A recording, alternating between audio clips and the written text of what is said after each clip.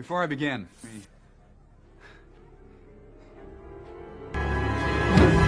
Adegan diawali dengan memperlihatkan sebuah fenomena yang sangat aneh di mana beberapa orang tiba-tiba mengalami kematian mendadak hingga membuat seluruh kota kacau balau. Belum diketahui apa penyebabnya, tapi ini akan menjadi awal mimpi buruk bagi seluruh umat manusia di planet bumi.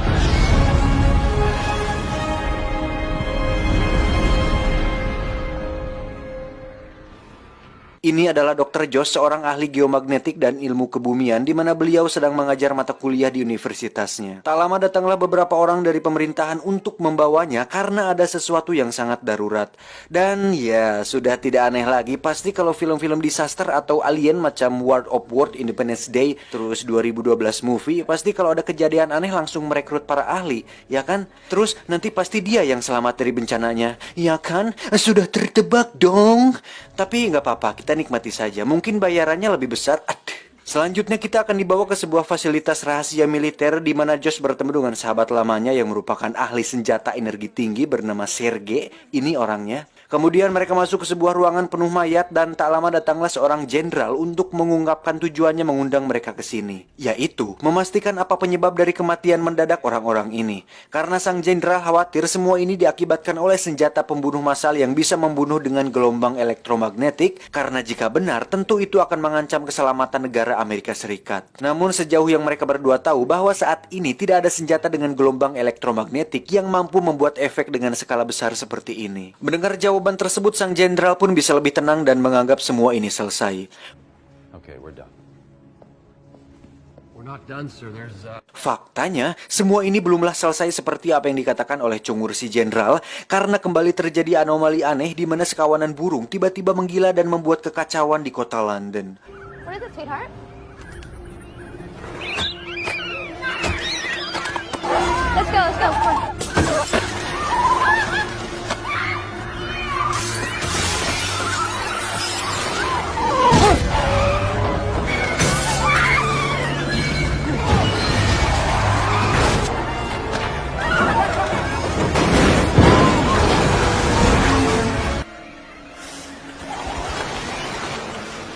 Melihat berita tersebut, Josh semakin penasaran dan merasa bahwa ada sesuatu yang besar sedang terjadi. Untuk itu, dia menyuruh timnya mengumpulkan data geomagnetik selama 2 tahun ini dan mencoba memulai penelitian untuk mencari jawaban atas kejadian yang sedang terjadi saat ini. Just use your imagination. That is a huge search. You're wrong. Adegan berpindah keluar angkasa di mana kita akan diperlihatkan seorang pilot wanita bernama Rebecca. Terlihat bahwa pesawat ulang-alik yang dikendarainya baru saja memasuki atmosfer dan sebentar lagi akan mendarat.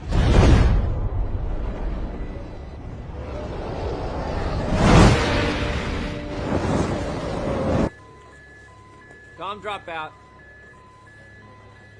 Namun saat mencapai 15.000 kaki dari permukaan, tiba-tiba navigasi mereka mengalami error yang membuat Rebecca dan tim harus mendarat tepat di pusat kota. They're gonna hit downtown LA at 300 knots.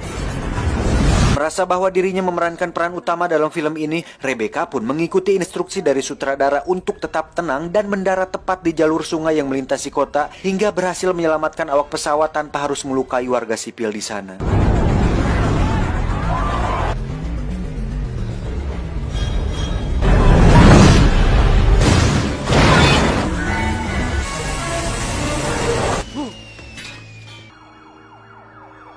Coba kalau antum dalam situasi seperti itu, mungkin sudah teriak-teriak, "Ah, tidak! Tolong! Tolong!"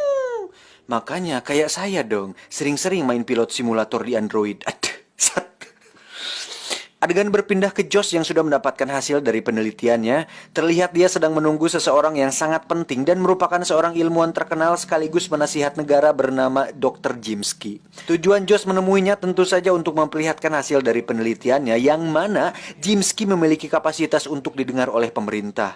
Karena ternyata Josh menemukan fakta mengejutkan bahwa planet bumi sedang dalam masa menuju kiamat. Waduh, belum sempat kebeli PS4 lagi. Setelah melihat berkas penelitiannya, Jimsky tentu tidak mudah untuk menerimanya dan merasa bahwa dirinya tidak mungkin melewatkan hal itu. Namun faktanya, itu memang benar-benar terjadi. Axel, start up any day now.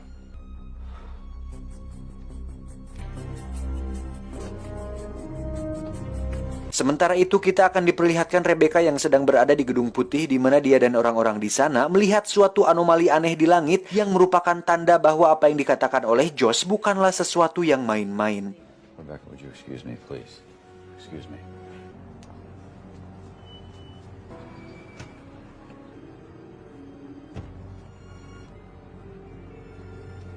Karena tidak mendapatkan respon dari Jimski, Josh pun memutuskan untuk abok bersama Sergei di sebuah bar dan tak lama datanglah pas pampres untuk menjemputnya. Ternyata Jimski mempercayai penelitian Josh dan mengatakan hal itu kepada pemerintah dan dengan keadaan masih balideg dan mulut bau naga, Josh pun mulai menjelaskan semuanya secara rinci. Dr. Zimski informs us that you made a useful...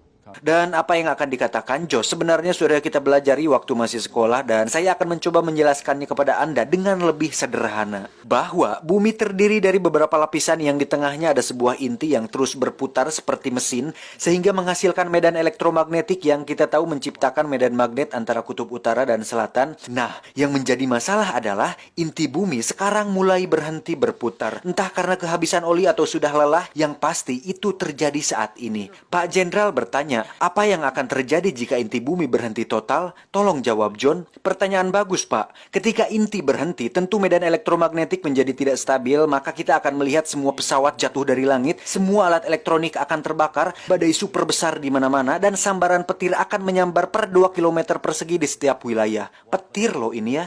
Nah, yang paling fatal adalah bahwa medan elektromagnetik melindungi planet bumi seperti sebuah perisai, yang mana hal itu melindungi kita dari badai matahari yang panasnya bisa melelehkan sebuah sosis bakar dan pemilik-pemiliknya. Dan ketika medan elektromagnetik itu hilang, maka planet bumi akan kembali ke zaman batu. Dr. Zimski. This is the Earth without the EM field. 3 months, gentlemen, and we're back in the Stone Age. Dan Josh mengatakan bahwa kita hanya punya waktu 3 bulan sebelum semua itu benar-benar terjadi. Saat Pak Jenderal bertanya bagaimana solusinya, Josh mengatakan bahwa satu-satunya cara untuk menghentikan itu semua adalah dengan menggerakkan kembali inti bumi menggunakan nuklir yang diledakkan. Masalahnya, kita tidak mungkin pergi ke sana karena manusia hanya bisa menggali sekitar 12 km ke bawah tanah, dan itu ada di dunia nyata, yaitu proyek KSB atau Kola Super Deep Borehole di Rusia. Nah, bagaimana antum bisa pergi ke sana jika proyek KSB saja memerlukan waktu 20 tahun untuk menggali, sedangkan kita hanya punya waktu sekitar 3 bulan sebelum kiamat terjadi. Bagaimana muklis kita bisa selamat? Tolong! Di tengah kebingungan itu, Jimski pun mengatakan, What if we could?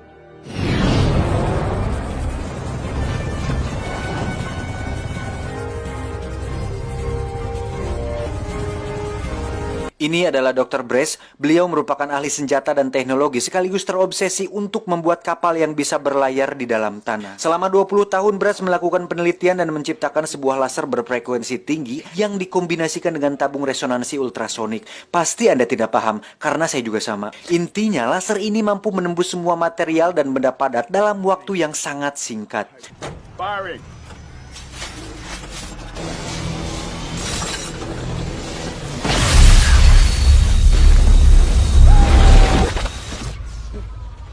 I'm officially impressed.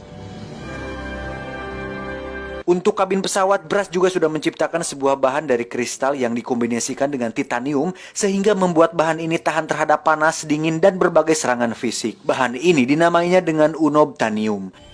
Ready? Firing.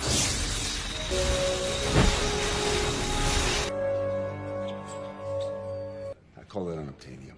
Untuk ruang kokpit, Brace juga sudah membuat prototipenya dan itu masih berupa bahan seala kadarnya karena budgetnya tidak cukup, sehingga dia menyimpulkan bahwa kapal yang diidam-idamkannya ini akan selesai sekitar 12 tahun. Pak Jenderal bertanya, apa yang Brace butuhkan untuk menyelesaikan kapal ini dalam waktu 3 bulan? $50 billion. Dan Jenderal pun menyetujuinya. Will you take a check? Adegan berpindah ke seorang hacker paling handal di dunia bernama Red, di mana dia meminta untuk menghack seluruh sistem di dunia dengan tujuan untuk merahasiakan semua data mengenai proyek menuju inti bumi ini. Dan dengan beberapa syarat kecil, Red pun menyetujuinya.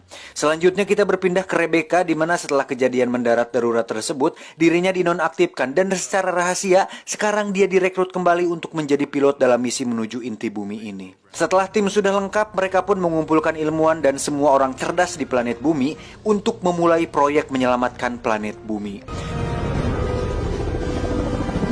Gentlemen, this is your crew. Thank you. Thank you. I'll outline our program over the next 3 months. Kapal ini sendiri didesain mirip sekali dengan kereta api yang terdiri dari beberapa gerbong yang dinamakan kabin dan didorong menggunakan baling-baling super kuat dengan dibantu oleh gerigi gerak yang terdapat di badan kapal. Mirip sekali dengan binatang cacing. Dan untuk ruang kokpit, Bridge menggunakan gyro gimbal agar mereka tetap sejajar dan tidak nungir saat menggali ke dalam tanah. Untuk melihat jalur yang dilalui, Josh sudah melakukan penelitian dan menciptakan sebuah alat yang mirip CT scan yang secara kasarnya bisa melihat dengan tembus pandang. Itu tentu akan mempermudah mereka untuk melalui jalur menuju inti bumi. It's better. It's better. Red sendiri memulai tugasnya untuk melindungi proyek ini menggunakan virus ciptaannya sehingga tidak ada satupun data yang bisa bocor dan diketahui oleh publik. Meanwhile, there are a million puzzles ahead of us, and we have 3 months to solve them. With your help, we can succeed.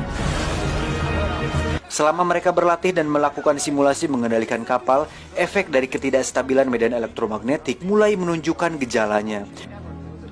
Lightning superstorm. Uh-oh. Rome does not look good. Di mana langit Roma tiba-tiba berubah dan beberapa benda yang terbuat dari metal mengeluarkan semacam listrik statis.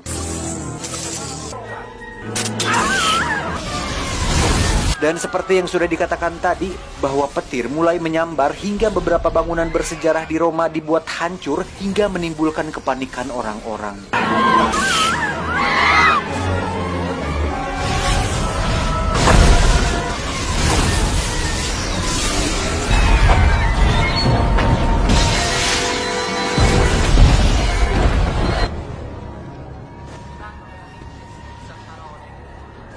Tiga bulan kemudian, akhirnya kapal sudah selesai dan mereka pun siap untuk berangkat. Peluncuran pun akan dilakukan di Palung Mariana yang kita tahu bahwa itulah palung terdalam di planet bumi, sehingga itu akan mempercepat pemberangkatan mereka.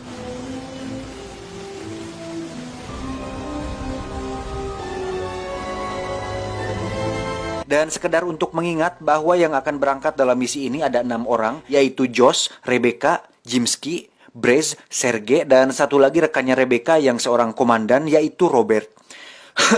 Oh iya, untuk sumber tenaga kapal ini tidak menggunakan bensin, pertamak, atau minyak tanah, tetapi menggunakan reaktor nuklir yang hampir mirip dengan yang ada di dada Iron Man, tetapi dengan skala yang lebih besar dan lebih masuk akal.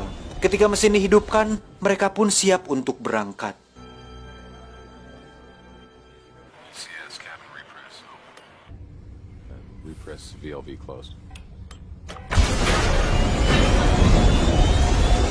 Pad leader, stand by for launch. 1, launch.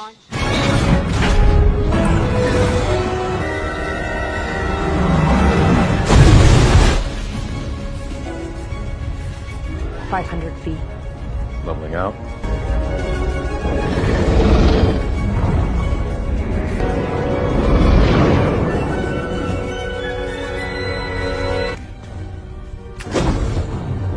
Okay, guys, let's swing forward. Gyro leveling operational. High integrity holding.